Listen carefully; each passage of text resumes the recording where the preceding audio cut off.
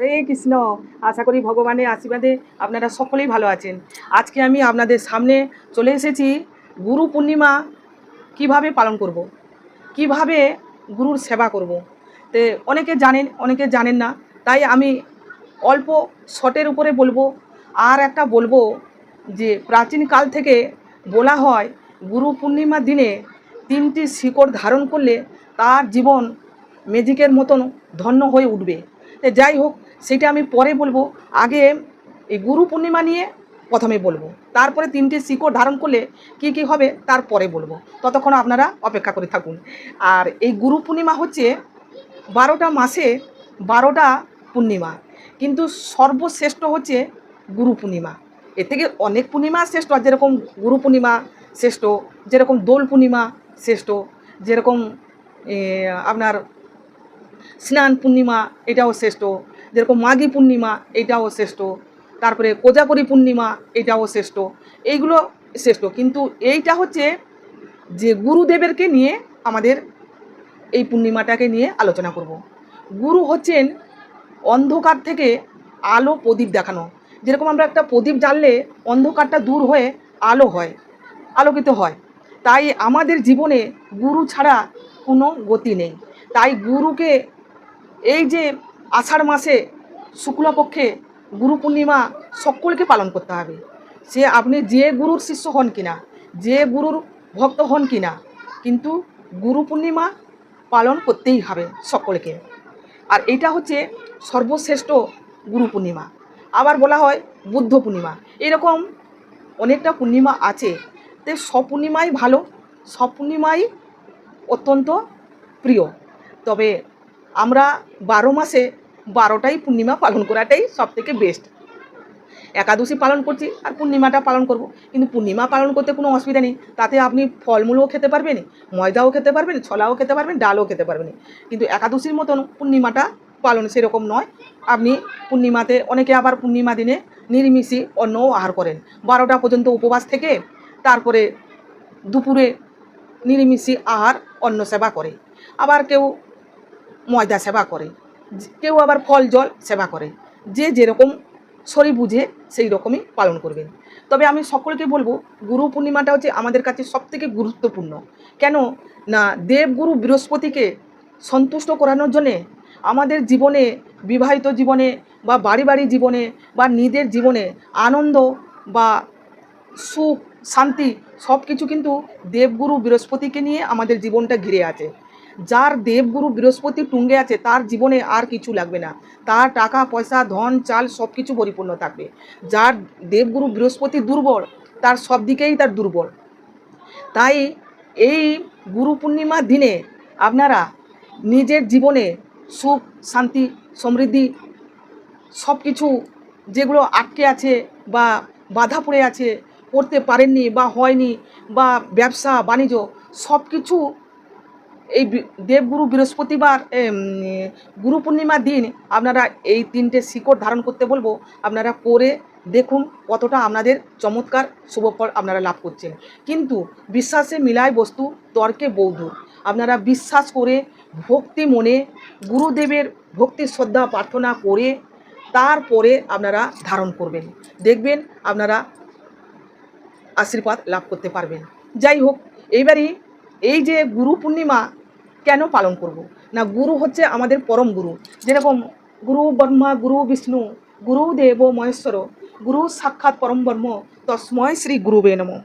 নম খণ্ডমণ্ডলাকারং ব্যক্তং যেন চলাচরং তদ্ভদং দৈশিতলং যেন তস্ময় শ্রী গুরুবে নমঃ। ধ্যানমূলং গুরুমূর্তি পূজামূলং গুরুপদং মন্ত্রমূলং গুরু বাক্য মুখ্যমূলং গুরু কৃপা। তা গুরুর কৃপা ছাড়া আমাদের জীবনে অন্ধকার থেকে আলো পথ আমরা দেখতে পাবো না। তাই সকলেরই গুরু দরকার। এমনকি ভগবান শ্রীকৃষ্ণ, ওনারও গুরুদেব আছেন, শান্তিমুনি গুরুদেব। উনি সেই আশ্রমে উনি গুরু দীক্ষা নিয়ে ওইখানটায় ছিলেন। আপনারা গল্পটা শুনেছেন যে সুদামা আর ভগবান শ্রীকৃষ্ণ এই শান্তিমুনি আশ্রমে ওই ছোলা ভাজা নিয়ে একটা মাহাত্ম্য তার আছে, আপনারা সকলেই জানেন। যাই হোক, তাহলে ভগবানের হচ্ছেন গুরুদেব আর দেবতাদের হচ্ছেন কে না দেবগুরু বৃহস্পতি। তাহলে এই সকলের গুরু আছেন। তাই বৃহস্পতিকে আমাদেরকে সন্তুষ্ট করানো বা তার কৃপা লাভ করার জন্যে আমাদের জীবনটা সুগম হয়ে ওঠে। কেননা বৃহস্পতি যার দুর্বল তার জীবনে সব কিছু দুর্বল।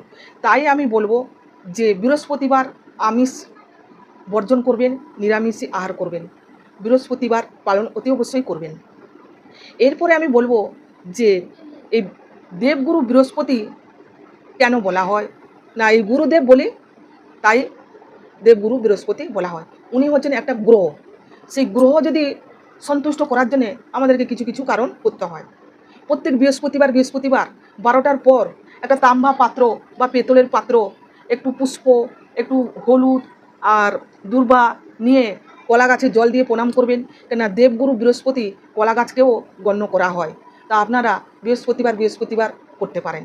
আবার হলুদ সুতো ধারণ করতে পারেন, মেয়েরা বাঁ হাতে ধারণ করতে পারেন, আবার ছেলেরা ডান হাতেও ধারণ করতে পারেন। আর এই পূর্ণিমা দিনে আপনারা কি করবেন, হলুদ বস্ত্র পরলে খুব শুভ, খুবই ভালো হবে। তা এই যে গুরু পূর্ণিমা কবে পড়েছে, কবে আমরা পালন করব, না সামনেই পড়ে গেছে। ভিডিওটা ছাড়তে আমার খুব দেরি হয়ে গেছে, তবে আপনারা দেখার সঙ্গে সঙ্গে আপনারা প্রস্তুতি নেবেন যে কারণগুলো করার জন্য। 29শে জুলাই আর 12ই শ্রাবণ বুধবার গুরু পূর্ণিমা পালন হবে। 29শে জুলাই আর 12ই শ্রাবণ বুধবার গুরু পূর্ণিমা পালন হবে। আষাঢ় মাসে শুক্লপক্ষিয়া পূর্ণিমা তিথি পালন হবে। এই এই আষাঢ় মাসে শুক্লপক্ষে কৃষ্ণ দ্বৈপায়ন মহর্ষি ব্যাসদেব আবির্ভাব তিথি। উনি জন্মগ্রহণ করেছিলেন। কৃষ্ণ দ্বৈপায়ন মহর্ষি ব্যাসদেব উনি জন্মগ্রহণ করেছিলেন এই আষাঢ় মাসে শুক্লপক্ষে পূর্ণিমাতে। তাই আমরা গুরু পূর্ণিমা বলে, আর এই যে আষাঢ় মাসের শুক্লপক্ষে ব্যাসদেব যে জন্মগ্রহণ করেছিলেন সে ভগবানেরই 6 অবতার। 6 অবতারে ভগবান নিজেই ব্যাসদেবের রূপে জন্মগ্রহণ করেছিলেন। তাই ভগবান রূপে উনি ব্যাসদেব জন্মগ্রহণ করেছিলেন, দেখতে কালো বর্ণ, তাই বলা হয় কৃষ্ণ দ্বৈপায়ন ব্যাসদেব। সেই গুরুদেবের আবির্ভাব তিথি সকলকে আমাদেরকে পালন করতে হয়। আর উনি মহাভারত রচনা করেছিলেন গণেশ দেবকে দিয়ে। উনি বেদ রচনা করেছিলেন। সত্যযুগে উনি দাপর যুগে এই সব রচনা করেছিলেন। এই যে বেদ রচনা করেছিলেন, মহাভারত রচনা করেছিলেন, এই যে ভাগবত, এইগুলো সব রচনা করেছিলেন। তাই এই কলিযুগে মানুষরা আয়ু কম, বুদ্ধি কম, স্মরণশক্তি কম, মনে রাখতে পারবে কি না পারবে, তখন কি হতো, উনি বলে যেতেন ব্যাসদেব, তার যে শিষ্যরা মনে রেখে দিত, পরে বলতে পারতো, বেদপাঠ করতে পারতো। কিন্তু এখন আমাদের যে এই কলিযুগে স্মরণশক্তি খুবই কম। সকালে ভাত তরকারি খাচ্ছি, বিকালবেলা জিজ্ঞাসা করলে ভুলে যাচ্ছি যে কী তরকারি হয়েছিল, কী দিয়ে ভাত খেয়েছি, সেটাই ভুলে যাচ্ছি। তাই আমাদের স্মরণশক্তি খুবই কম। তাই ব্যাসদেব কী করেছিলেন, 4টে ভাগ করেছিলেন, কাগজেতে লিখে বেদ 4টে ভাগ করেছিলেন, শিষ্যদেরকে দিয়েছিলেন যে তোমরা এইগুলো বিতরণ করবেন, তাহলে কলিযুগে মানুষের পক্ষে খুবই সুবিধা হবে। তাই কী করেছিলেন, 4টে ভাগ কী করেছিলেন, না ঋত, শ্যাম, যদু, অথপ, এই 4টে ভাগে উনি ভাগ করেছিলেন। তাই যে আমরা আজকে যে বেদের যে মহিমা, বেদকে আমরা সেই জ্ঞান অর্জন করছি আজ বইয়ের মাধ্যমে। তাই দেবগুরুকে সকলকে আমি বলি, আর আমিও দেবগুরুকে চরণে শতকোটি আমার প্রণাম, দেবগুরুকে শতকোটি প্রণাম জানাই। তাই সকলকে বলবো এই গুরু পূর্ণিমা সকলেই পালন করুন। আর যেহেতু উনি তো ভগবানেরই এক অংশ, অবতার, তা কী করবেন গুরু পূর্ণিমা দিনে, এই যে গুরু পূর্ণিমা কী করবেন, না গুরু প্রত্যেকের বাড়িতে আছে, যার যে গুরু হোক আছে, তাহলে কী করবেন, গুরুদেবকে একটা মালা দেবেন, চন্দনের তিলক করাবেন, প্রদীপ নিবেদন করাবেন, ধূপ নিবেদন করাবেন। আর যখনই গীতা পাঠ করা সময় আমরা কি বলি, নারায়ণং নম সংকীর্তং নর চৈব নর উত্তম দেবী সরস্বতী বেসং তত জয় মুদিরয়ে। তাহলে ভগবানকেও প্রণাম করলুম, আর মা সরস্বতীকেও প্রণাম করলুম, স্মরণ করলুম, আর এদিকে ব্যাসদেবকেও স্মরণ করলুম, প্রণাম করলুম। তাই গীতার পড়ার আগে ওং নমো ভগবতে বাসুদেবায় নমঃ, ওং নমো ভগবতে বাসুদেবায় নমঃ, ওং নমো ভগবতে বাসুদেবায় নমঃ, নারায়ণং নম সংকীর্তং নর চৈব নর উত্তম দেবী সরস্বতী বেশং তত জয় মুদিরয়ে নস্তং পায়ে সুভদ্রে নিত্য ভগবতী সেবায়া ভগবতে 16 অধ্যায়ে ভক্তি ভগন্তী নষ্টিকে জয় শিলা বহুপাত কি জয়, জয় প্রভুপাত কি জয়। এইভাবে গীতাটাকে মস্তকে ঠেকিয়ে প্রণাম করে সকলকে স্মরণ নিয়ে তারপরে আমরা শুরু করি।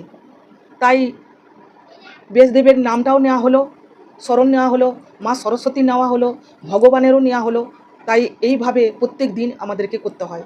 আর আপনারা চেষ্টা করবেন যে পূর্ণিমা দিনে গীতা পাঠ করা, মানে যার যেটা আছে, গীতা হোক, ভাগবত হোক, চৈতন্যমৃত হোক, যেটা আপনার কাছে আছে সেটাই পাঠ করবেন। মালা জপ করবেন বেশি বেশি করে, পারলে কিছু দানও করবেন।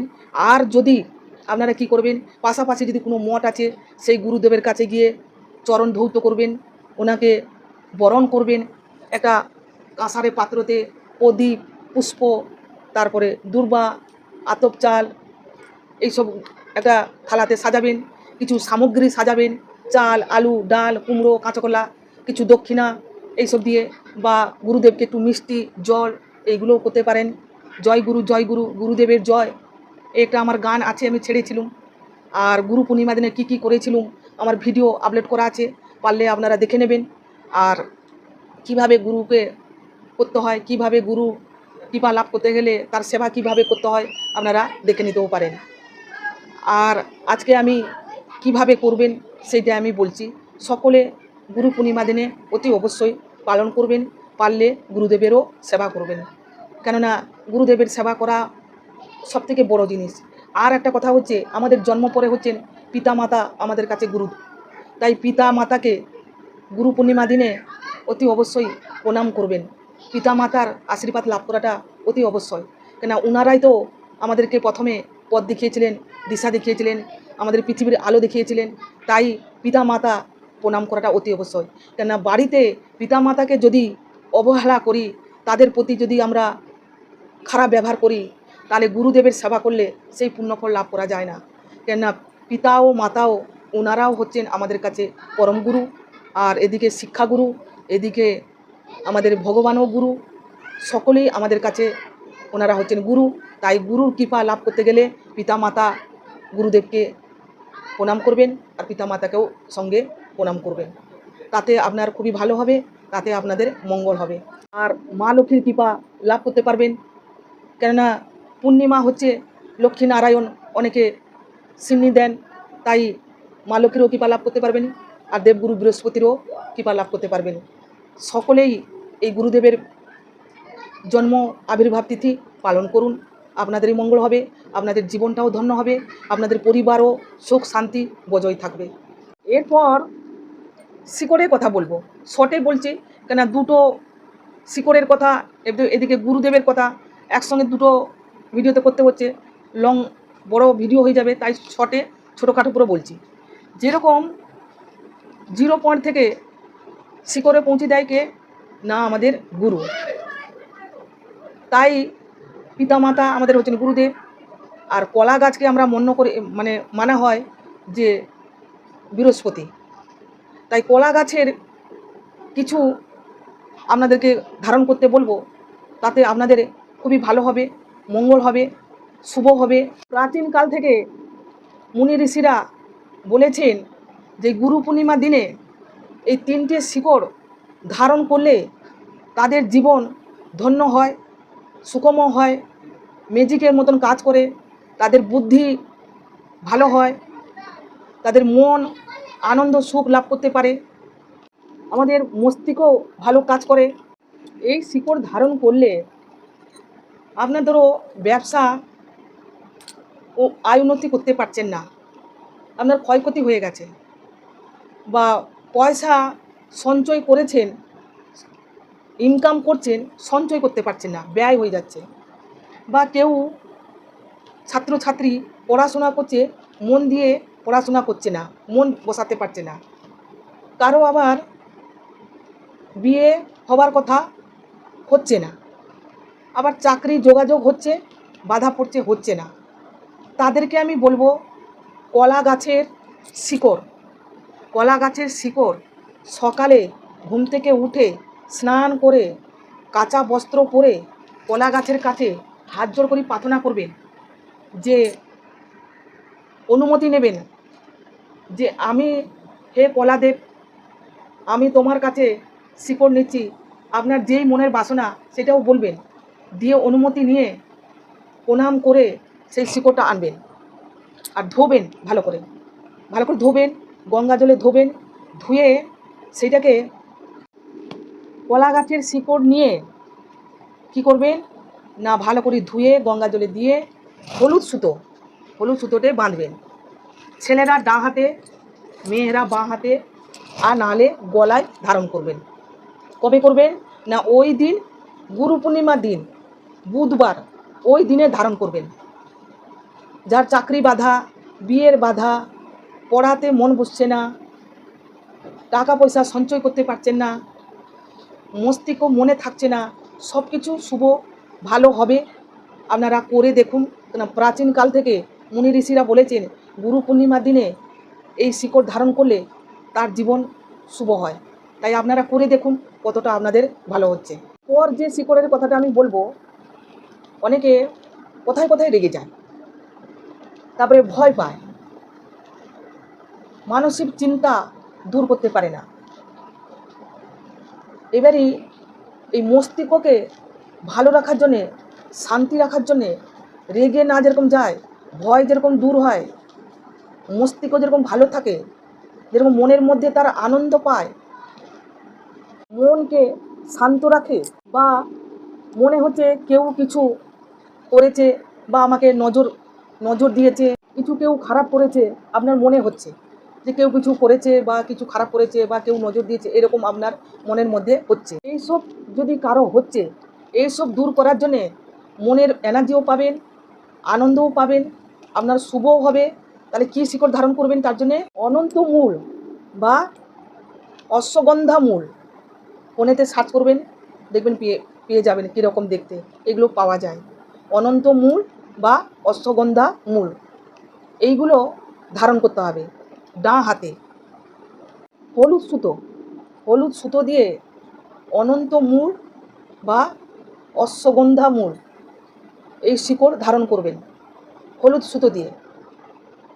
আর যদি অনন্ত মূল ধারণ করেন, হলুদ সুতো বা লাল সুতো দিয়ে ধারণ করবেন। দেখবেন আপনার কীরকম জীবনটা ছিল বা কীরকম হচ্ছে আপনি নিজেই অনুভব করতে পারবেন। পর যেটা বলবো, অর্থ বৃদ্ধি। যেরকম শুভ, আমরা যে কোনো একটা বিয়ে বাড়ি বা অন্নপ্রাশন বা একটা ভাত বাড়ি, যখন আমরা কার্ড ছাপাই, তখন কী করি, বা একটা বিয়ে বাড়িতে কী করি, সুপুরি হলুদ মাখানো হয়, তারপরে হলুদের টিপ দেওয়া হয়। হলুদ হচ্ছে খুবই শুভ। হলুদকে বৃহস্পতি বলে কি মানা হয়। হলুদ অত্যন্ত শুভ। আবার হলুদ আমাদের তরকারি ছাড়া আমরা খেতে পারি না। তাই এই হলুদটা এত শুভ। এই হলুদ দিয়ে আপনারা একটা কাজ করতে পারেন। হলুদে ধারণ করলে অর্থ বৃদ্ধি হয়, তাতে শুভ হয়। আর এইটা হলুদ, কাঁচা হলুদ 1 গাঁট নেবেন, নিয়ে একটা হলুদ কাপড়ে বাঁধবেন, পুটলি বাঁধবেন। বেঁধে কী করবেন, আপনার নিজের মানি ব্যাগে বা যেখানে পয়সা রাখেন বা প্যান্টে পকেটে রাখবেন। দেখবেন এইটা জানবেন যে বৃহস্পতি আপনি ধারণ করেছেন। তা এইটা যখন রাখবেন, দেখবেন আপনার অর্থ বৃদ্ধি হবে, আপনি নিজেই বুঝতে পারবেন। এই কাঁচা হলুদ ধারণ করুন, এই গুরু পূর্ণিমা দিন শুরু করুন। কাঁচা হলুদ গুরু পূর্ণিমা দিন, এই 3টে শিকড়ের কথা আমি বললাম, আপনারা পারলে ধারণ করুন। আপনাদের জীবনটা খুবই সুখ, শান্তি, সমৃদ্ধি, চাকরি, বিয়ে, ব্যবসা, অর্থ ব্যয় হওয়া, সঞ্চয় করা, এইগুলো আপনারা যদি চান তাহলে এই 3টে শিকড় ধারণ করবেন। আর একটা মনে রাখবেন, যখনই করবেন মনের ভক্তি রেখে গুরুদেবকে স্মরণ করে তারপরে এইসব ধারণ করবেন।